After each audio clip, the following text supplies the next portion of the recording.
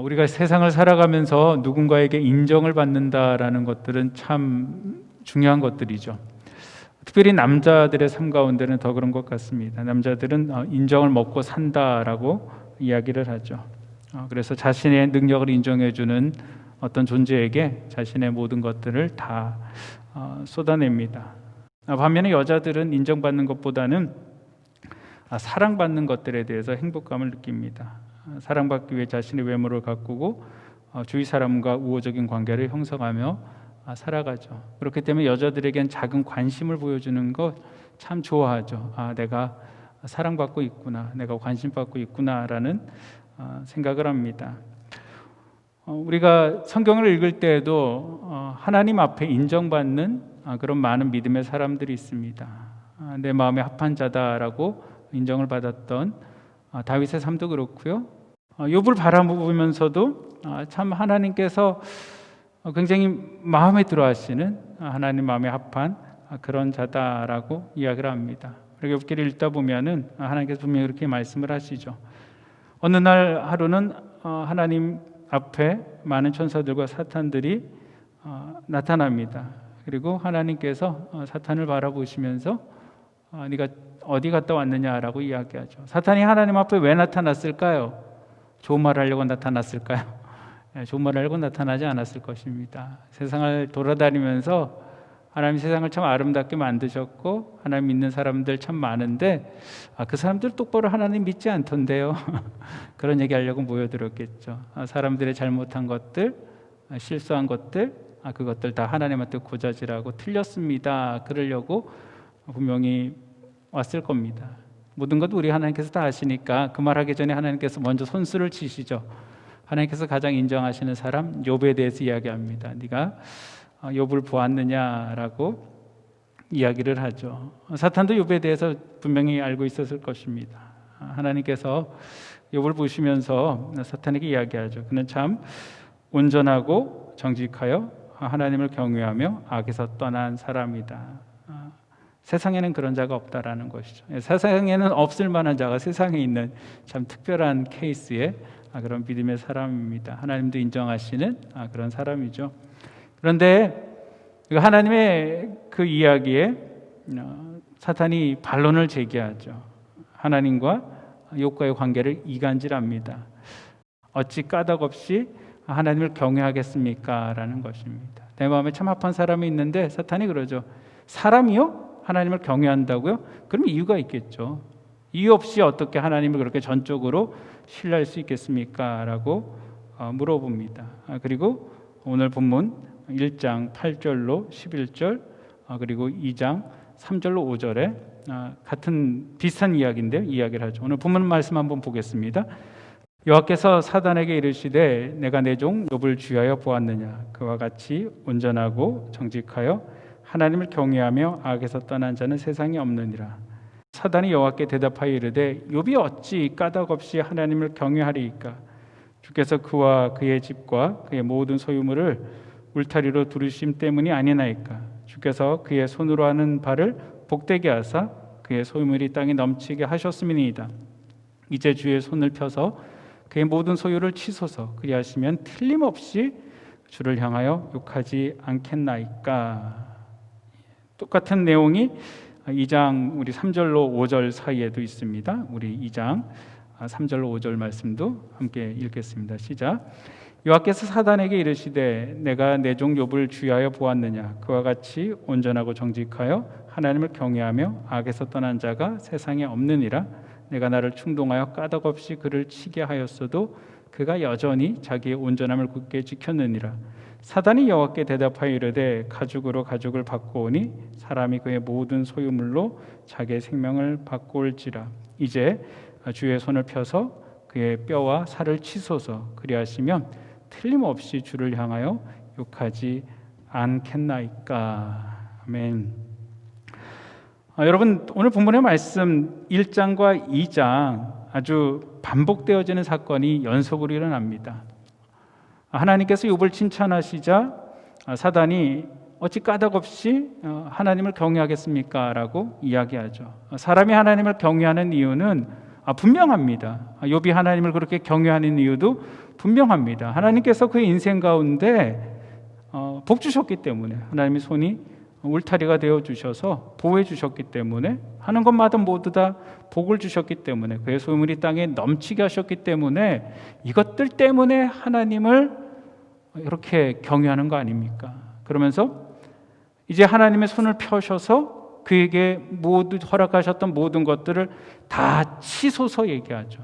그러면 틀림없이 주를 향하여 욕하지 않겠나이까 라고 이야기합니다. 여러분, 1장 11절에서 했던 사단의 이야기와요, 2장 5절에 해서 하고 있는 사단의 이야기가 똑같습니다. 가운데 어떻게 하라는 것만 빼고요, 이제 주의 손을 펴서 2장에는요 그의 뼈와 살을 치소서, 그리하면 틀림없이 주를 향하여 욕하지 않겠나이까 라는 것입니다. 하나님께서 이렇게 하시면 그가 분명하게 하나님을 향해서 욕할 것입니다 라고 이야기합니다. 여러분, 본문에서 참 이 사단의 교만함도 우리가 발견할 수 있습니다. 우리 하나님은 전지하신 하나님이시잖아요. 모든 것들을 다 아시는 하나님이시잖아요.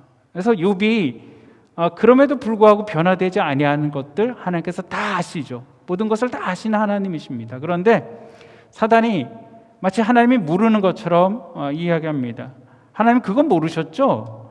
하나님 사실 세상 사람들이 하나님 존경하는 거 그 딴 이유가 있어서입니다. 하나님 그거 치우시면은 다 원망할 겁니다. 다 욕할 겁니다. 다를 거 하나도 없습니다 라고 이야기합니다. 하나님을 향하여서 마치 자신이 하나님보다 더 아는 것처럼, 더 미래를 받아보는 것처럼 이야기를 하죠. 분명히 그러면 욕합니다 라고 이야기합니다. 하나님과 욥의 관계를 이간질을 하면서 공격을 하죠. 그리고 네 가지 공격들, 우리 삶 가운데 가장 치명적인 그런 공격을 당합니다. 욥뿐만이 아니고 우리가 이 세상을 살아가면서 우리가 당하는 어려움들이 다 이것과 해당되어지는 그런 것입니다. 첫 번째는 그가 물질적인 시험을 당합니다. 한순간에 그가 가지고 있었던 재산들, 소와 나귀와 양과 낙타들, 그리고 종들을 다 빼앗기게 됩니다. 그리고 어떻습니까? 두 번째로 그의 자녀로 인한 시험을 당합니다. 순식간에 10명의 자녀가 다 목숨을 잃습니다. 그리고 어떻습니까? 이제는 자신의 몸의 육체적인 고난을 감당하게 되는 것입니다. 발바닥에서부터 정수리까지 종기가 생겨서 질그릇으로 자신의 몸을 이렇게 박박 긁고 있는, 피고름이 나고 또 재 가운데 있는 자신의 모습들, 여러분 한번 상상해 보시기를 바랍니다. 바로 얼마 전까지만 해도 세상 사람들 가운데 존경을 받고 인정을 받고 그랬던 욥인데, 하루아침에 한순간에 그가 잿더미에 앉아서, 쓰레기더미에 앉아서 온몸이 피고름이 흐르고 기왓장으로 몸을 긁고 있는 그의 모습들, 그것들을 보면서 사람들이 얼마나 욥에게 무시를 합니까? 또 사람에게 당하는 시험이 있습니다. 특별히 욥의 세 친구도 그렇지만 아내가 욥을 향하여서 이래도 하나님을 이렇게 신뢰하겠느냐라는 것이죠. 차라리 원망하고 죽으라라고 이야기합니다. 이럴 수 있을까라는 생각을 해보지만 사실 그 아내의 마음도 조금 이해는 됩니다. 어쩌면 아내가 일반적인 우리들의 반응이 아닌가 생각되어집니다. 당시에 하나님 앞에 복받았다라는 것들이요, 욥이 살았던 시대에 하나님으로 인하여서 이 땅 가운데 잘 먹고 잘 사는 것입니다. 재산이 늘어가고 자녀들이 늘어가고 무병장수하고 명성을 얻는 것들, 그것이 하나님을 추구함을 통하여서 그들이 얻게 되어지는 가장 큰 복이다라는 것이죠. 근데 그거를 남편이 한순간에 모든 것들을 다 잃어버렸습니다.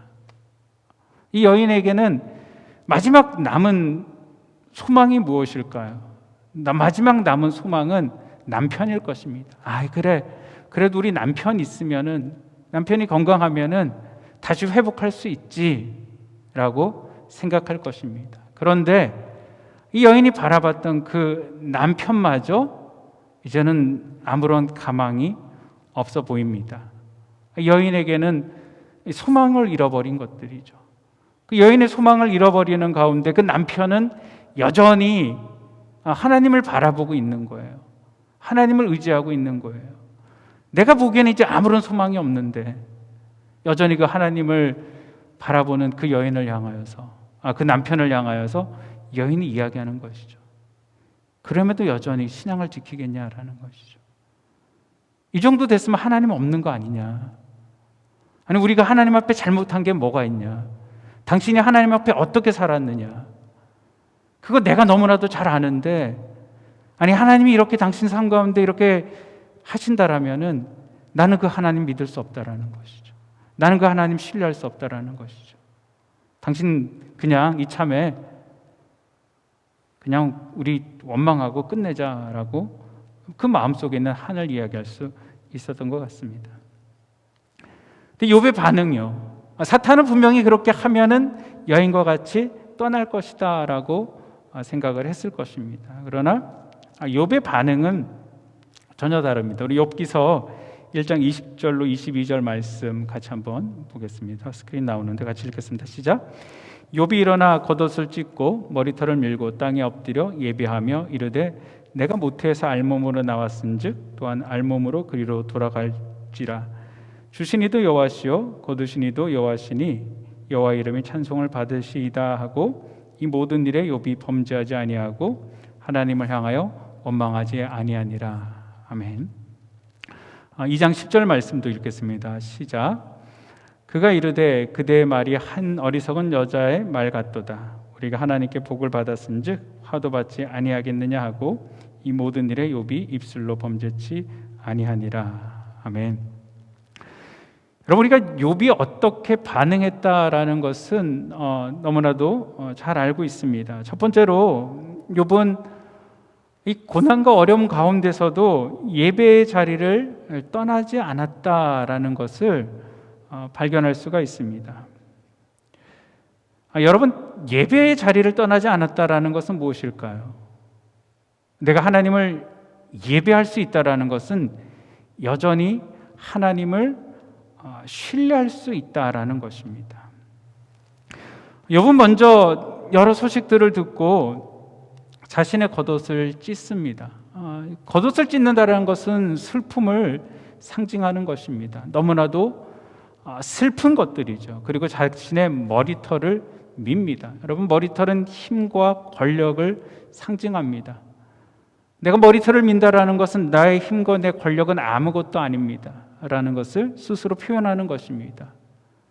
내가 너무 슬픔을 가지고 옷을 찢고 나는 아무것도 아닙니다 라는 머리를 밀고 하나님 앞에 바짝 엎드려서 하나님 앞에 예배를 드립니다. 여전히 하나님을 신뢰하는 그의 모습을 우리가 발견할 수 있습니다. 그러면서 그가 하는 이야기가 무엇입니까? 내가 모태에서 알몸으로 나왔은즉 또한 알몸으로 그리로 돌아가리라 라고 이야기합니다. 우리가 너무나도 다 잘 알고 있는 자연의 섭리죠. 우리가 태어날 때 아무것도 가지지 않고 태어났습니다. 근데 세상을 살아가면서 우리가 세상 모든 것들을 다 가지려고 움츠리죠. 하지만 떠날 때 그 하나라도 가져갈 수 있나요? 다 가져갈 수 없고 다시 왔던 그 모습으로 떠난다라는 것이죠. 그러면서 그 다음의 고백이요.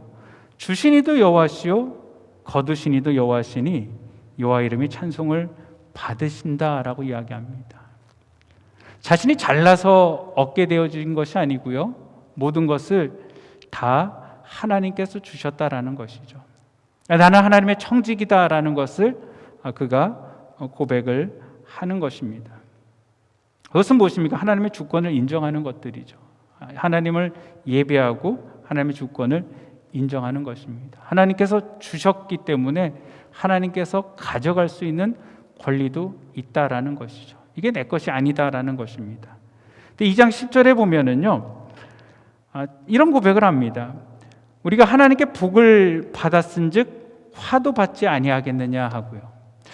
전 욥의 이 말을 들으면서 우리는 참 하나님께로부터 복 받는 것들 좋아하죠. 다 복을 달라라고 이야기합니다. 누구도 하나님께 내 삶 가운데 화를 달라라고 그러는 사람은 아무도 없을 것입니다.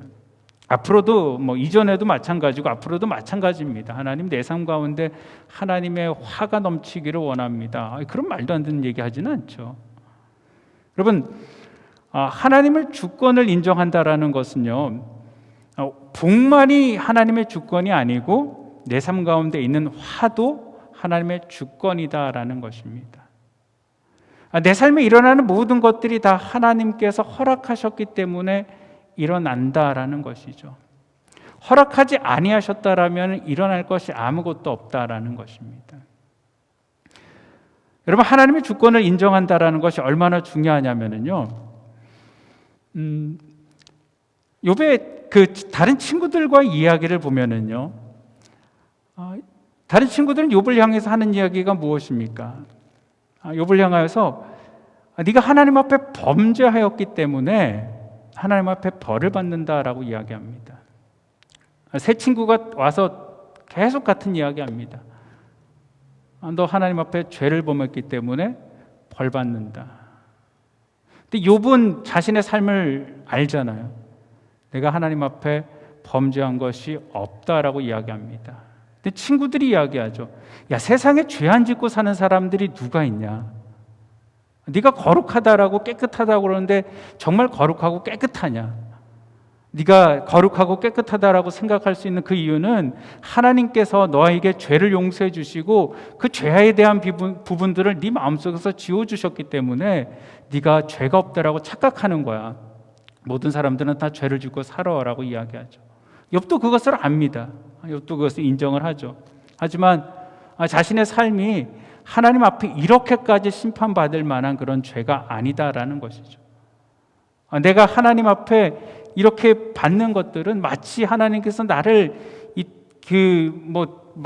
그냥 굉장히 세밀하게 나를 이렇게 보시면서 그 죄를 찾아가지고 나를 나무라시는 것처럼 그렇게 한다라고 이야기합니다. 다른 사람들은 도저히 욥을 이해할 수가 없는 것이죠. 분명히 욥은 죄를 졌고 그 죄로 인해서 벌을 받는다라는 것입니다. 근데 욥은 자신의 삶을 너무나도 잘 알잖아요. 내가 하나님 앞에 범죄한 것이 없잖아요. 그럼에도 내가 하나님 앞에 지금 진노하심 가운데 하나님의 심판 가운데 처해 있다라는 것이죠. 여러분, 이것이 하나님의 주권을 인정하지 못한다라면은 감당할 수가 없는 것입니다. 하나님을 인과응보의 그런 원리로만 깨닫고 있다라면요, 하나님은 선한 자에게 복을 주시고 불의한 자에게 심판을 주실 하나님, 하나님은 결코 불의한 자에게 선한 자에게 불의함을 허락하지 아니하시는 하나님이다라는 그런 인과응보의 원리만을 가지고 그것을 믿고 살아간다라면은 욥의 아내나 다른 친구들처럼 문제가 생겼을 때 하나님을 원망하고 하나님을 떠날 수 있습니다. 하지만 욥은 그렇지 않았다라는 것이죠. 욥은 하나님의 주권을 인정할 때 단순히 인과응보적인 것이 아니다라는 것이죠. 하나님은 모든 것을 하실 수 있다라는 것이죠. 하나님이 영원한 통치자고 하나님이 영원한 주권자이고 하나님이 참이시기 때문에 하나님께서 하시는 모든 것들은 다 선하시다라는 것입니다. 현재 나의 상황은 내가 불의하지 않았음에도 불구하고 내가 잘못한 것이 없음에도 불구하고 이 고난을 당하는데 그 고난을 당하시는 하나님이 선하시다라는 것입니다. 고난을 허락하시는 하나님이 선하시다라는 것이죠. 욥은 이렇게 이야기합니다. 현재 내가 당하는 이 어려움들, 하나님이 하시는 일과 내가 하는 일 사이에 재판관을 한번 세워서 이 재판을 한번 받아보자라는 것이죠. 누가 옳고 누가 그른지 한번 재판을 받아보자라는 것입니다. 세상의 판단으로 보면 욥이 옳은 것처럼 보입니다. 그런데 욥의 고백이 무엇입니까? 판단할 자가 없다라는 것이죠. 누가 하나님을 판단하겠느냐라고 이야기합니다. 하나님이 하시는 것은 무조건 옳다라고 인정하는 것입니다. 그것이 하나님의 주권을 인정하는 것입니다. 여러분, 우리의 삶 가운데도 하나님의 주권을 인정한다라는 것이 내 삶이 잘 풀릴 때만 하나님의 주권을 인정하는 것이 아닙니다. 내 삶이 힘들 때도 어려울 때도, 내가 사망의 음침한 골짜기를 걸어갈지라도 그 순간을 누가 허락하셨다고요? 우리 하나님께서 허락하셨다라는 것입니다. 하나님께서 허락하지 아니하시면은 내 삶 가운데 어떤 일들도 일어나지 않는다라는 것이죠. 근데 참 감사한 것은 어떻습니까? 하나님께서 모든 것들을 더 아신다라는 것이죠. 욥이 마귀에게, 사탄에게 시험을 받아서 어려움 당할 때 하나님께서 그 모든 것들을 다 보셨다라는 것이죠. 여러분, 우리가 하나님의 주권을 인정하게 되어질 때 우리는 하나님을 원망하지 않을 수 있습니다. 우리는 하나님 앞에 예배자로 설 수 있습니다. 욥은 철저하게 하나님의 주권을 인정했기 때문에 공통적으로 하고 있는 이야기가 무슨 말입니까? 모든 일에 욥이 입술로 범죄하지 아니하였다라는 것이죠. 1장 20절에도요. 욥이 범죄하지 아니하고 하나님을 향하여서 원망하지 아니하였다. 범죄하지 아니하였다라는 것은 믿음을 잃어버리지 않았다라는 것이죠.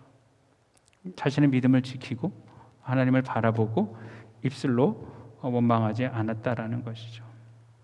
우리가 하나님의 복을 받은 것처럼 화도 받을 수 있다라는 것이죠. 내 인생이 잘 될 수도 있고 내 인생이 어려울 수도 있다라는 것입니다. 그런데 이스라엘 백성들은 어떻습니까?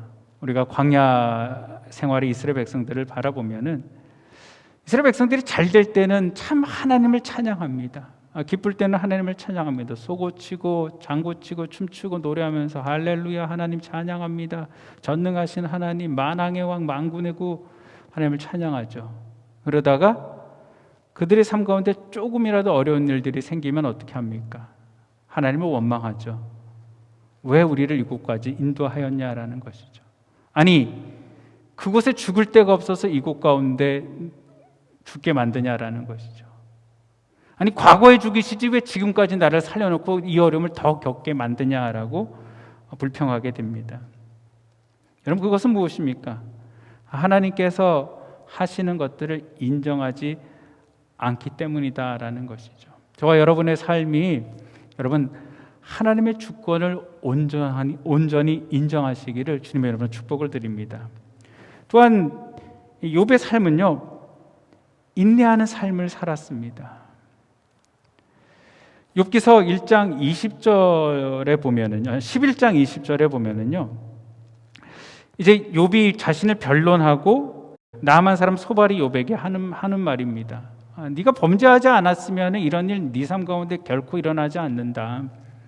그리고 하나님이 정말로 네가 회개하면은 하나님께서 모든 것들 다 용서해 주시고 다 회복시켜 주신다라는 것이죠. 환난이 물같이 지나가게 하신다. 네가 그 환난을 기억하려고 해도 그걸 그냥 싹 지나가게 해주신다라면서 그 다음에 하는 이야기가 뭐냐면요. 악한 자들은 눈이 어두워서 도망할 곳을 찾지 못하니 그들의 희망은 숨을 거두는 것이니라 라고 이야기합니다. 욥이 그 전에 무슨 얘기가 너무 힘들고 어려우니까 나 정말 죽었으면 좋겠어. 내가 너무 힘들어서 견디기가 너무 힘들어. 차라리 죽는 게 나아. 내가 차라리 태어나지 않았으면은 정말 좋았을 텐데 이 고통 안 당하고 그런 얘기를 해요. 그러니까 친구가 얘기하죠. 야, 너 죽는다는 얘기하니까 너 죄가 확실하구나. 악한 자들은 눈이 어두워서 도망할 곳을 찾지 못한다라는 거예요. 하나님께서 회개하는 자들에게 눈을 띄게 해주셔가지고 어둠 가운데서도 빛을 보고 피할 곳을 찾고 어려움들을 면하게 해주시는데 악한 자들은 눈이 어두워서 찾지를 못하고 그들의 희망은 무엇이냐면요. 숨을 거두는 것이다라는 것이죠. 이런 많은 사람들이 어떻습니까? 인내하지 못하죠. 참지를 못하죠. 소망을 잃어버리죠. 어쩌면 욥과 같이 그런 이야기 할 수도 있습니다. 내가 죽어버리면 다 끝날까? 그리고 그런 선택을 하는 사람들도 있죠.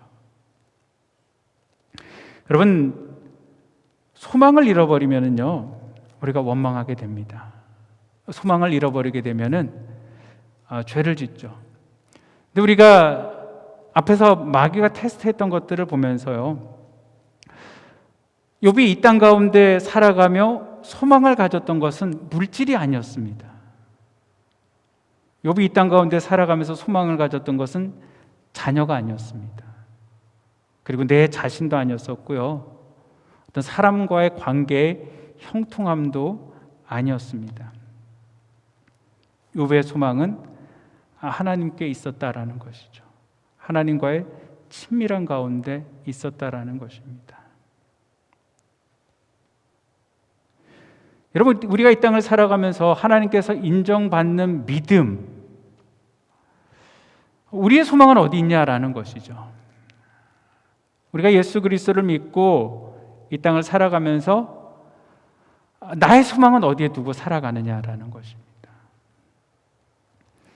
여러분, 어쩌면은 마귀가 하나님 앞에 했던 이야기, 그가 까닭없이 하나님을 섬기겠습니까? 그가 까닭없이 하나님을 예배하겠습니까? 그가 까닭없이 하나님께 헌신하겠습니까? 다 이유가 있는 거 아닙니까? 하나님 앞에 복 받으려고. 그렇게 살아가는 것들 아닙니까? 라는 질문을 욥이 아니고 우리에게 해당이 되어진다라면 우리는 어떨까요? 그리고 우리 삶 가운데 욥이 당하였던 그런 고난들을 당하게 되어지면 여러분, 우리는 어떻게 반응할 수 있을까요? 내가 가지고 있는 모든 것들을 다 하루아침에 잃어버리는 것. 내가 하나님 앞에 그렇게 기도하고 살려달라고 몸부림치는데 사랑하는 내 자녀가 내 앞에서 떠나게 되어질 때, 하나님의 전능하심을 믿고 붙잡고 살아가고 있는데 분명히 나를 고쳐주실 것이다 라는 소망 가운데 살아가는데 그것들이 깨어져 버릴 때, 내가 그렇게 소중하게 여겼던 사람들과의 관계가 한순간 무너져 버릴 때, 우리의 소망이 그것에 있다라면 하나님이 그것을 지켜주시는 하나님이다라고 생각하고 그것을 지킴받기 위해서 내가 하나님 앞에 충성하고 있다라면요, 그것들이 무너졌을 때 어쩌면 우리도 욥의 아내들처럼 그런 고백을 할 수 있는지도 모르겠습니다. 근데 참된 믿음, 그것은 다른 세상 가운데 있는 것이 아니고 바로 하나님과의 관계에 있다라는 것이죠. 하나님을 사랑하는 데 있다라는 것입니다. 내가 세상에 있는 것들 다 빼앗겨도 나의 믿음과 하나님의 사랑은 빼앗길 수 없다라는 것이죠.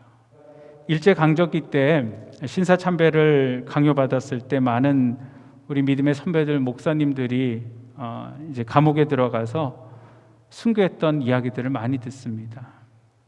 순교했던 목사님들이 다 하셨던 말씀이 무엇입니까? 너희들은 세상적인 나의 모든 것들, 너희 힘을 가지고 다 빼앗을 수 있다라는 것이죠. 다 제거할 수 있다라는 것입니다. 하지만 나의 하나님을 사랑하는 그 마음은 빼앗을 수 없다라는 것이죠. 제가 얼마 전에 어떤 설교를 들으면서 간증과 관련된 얘기를 들었습니다. 어떤 선교사님하고 친한 이제 다른 이제 선교사님이 있는데 중국 분이십니다. 근데 그분이 북한에 선교를 하십니다. 그러니까 그분은 중국 분이어서 북한을 매일 왔다 갔다 이렇게 하실 수 있나 봐요. 그러니까 리아카를 끌고 북한에 들어가서 이제 장사를 하면서 중요한 건 복음이죠. 복음을 전합니다. 그리고 저녁이면 퇴근을 하시죠. 하루는 다리를 건너다가 뭐가 잘못돼 가지고 그만 북한에게 잡히게 되어집니다. 그리고 이제 정치범 수용소로 끌려갑니다. 정치범 수용소에도 끌려가서도 이분의 마음속에 있는 그 열정은 하나님의 사랑이니까 복음을 전하는 걸 멈추지를 않습니다. 그래서 이분을 사람들과 격리되어진 그 개인 독방에 가둡니다. 근데 그 북한의 독방은 가로 세로 1m랍니다. 1m니까 뭐 눕지도 못하고 가만히 서 있어야지 되는 것들이죠. 그리고 빛도 없고요. 아무것도 없습니다. 그리고 하루에 한 번 이제 작은 틈을 통해서 뭐 먹을 것이 전달되어지고 그 안에서 뭐 대소변도 다 해결되어야지 되고 그런 상황이죠. 보통 며칠 못 가서 사람들이 다 미쳐버린다라고 그럽니다. 그런데 이 선교사님이요, 그곳에서 6개월을 계셨답니다. 제가 정확히 기억은 안 돼, 6개월을 계셨대요. 6개월은 굉장히 기적과도 같은 그런 이야기입니다. 그래서 물어보셨답니다. 어떻게 모든 사람들이 며칠도 못 견디고, 그리고 거기서 나왔을 때 사람들이 다 정신적으로 문제가 되는데 어떻게 선교사님은 그곳에서 6개월을 계셨습니까? 그 하시는 말씀이, 나는 그곳에서 생수를 마셨습니다 라고 얘기를 하셨다라고 그러시더라고요. 아니, 무슨 생수를 마셨습니까? 내 안에 계신 예수 그리스도의 생명 되신 그 예수님의 생수를 내가 마셨습니다라는 것이죠. 1m 1m 공간에서 하나님과의 친밀한 가운데 들어가 있었던 것입니다. 여러분, 정말 우리가 이 땅을 살아가면서 우리를 살게 하는 것이 무엇일까요? 저도 이 설교를 준비하면서 요즘에 제 마음속에 그런 마음을 주세요.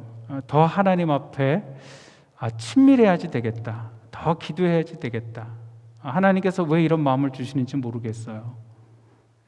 그래서 더 많이 기도하고 싶고 더 많이 하나님 앞으로 나아가고 싶은 열정들이 제 안에 있습니다. 근데 제가 구하는 대부분의 것들이요, 달래는 것들이에요. 달래는 것들. 하나님을 더 알기를 원하고, 또 목회자로서 하나님 또 설교를 해야 되니까 말씀의 능력도 달라라고 그러고요. 또 여러 가지 또 삶 가운데 필요한 것들, 또 우리 성도들의 삶 가운데 필요한 것들, 또 우리를 교회를 위해서도 하나님을 다 간구하는 것들이죠. 그런데 하나님께서 나만 구할 수 없겠느냐? 나만 볼 수 없겠느냐? 나에게만 집중할 수 없겠느냐? 여러분, 물론 우리가 하나님 앞에 간구해야지 됩니다. 우리 하나님은 주시는 하나님이세요. 우리가 하나님께 부르짖으면은 주십니다. 그리고 우리가 하나님 앞에 부르짖어서 우리가 얻은 것들이 있잖아요. 우리는 하나님 앞에 간구해야지 됩니다. 하지만 정말 우리가 간구해야 되는 것은 하나님 자체, 하나님, 내가 모든 것 다 잃어버려도 하나님 보기를 원합니다. 마귀가 나를 바라보며 저가 까닭없이 하나님을 경외하리일까 할 때 정말 모든 것들이 다 없어지는 그 순간에도 나는 욥과 같이 하나님 예배자로 나가기를 원합니다. 저와 여러분 이 삶을 살았으면 좋겠습니다. 남은 삶 동안에 하나님께서 인정하시는 온전한 예배자로 좀 살았으면 좋겠습니다. 삶 가운데서도 예배 가운데서도 또 저와 여러분들이 그런 것들, 하나님을 조건 없이 사랑하고 하나님 어떤 상황 가운데서도 하나님을 신뢰하는 믿음, 그 믿음을 가지고 하나님의 기쁨 되기 원합니다. 그렇게 살아가시기를 주님의 이름으로 축복드립니다. 기도하시겠습니다. 욥은 모든 것들을 다 잃어버리는 그런 상황 가운데서도 하나님을 인정하고 하나님 앞에 나와 예배를 드렸습니다.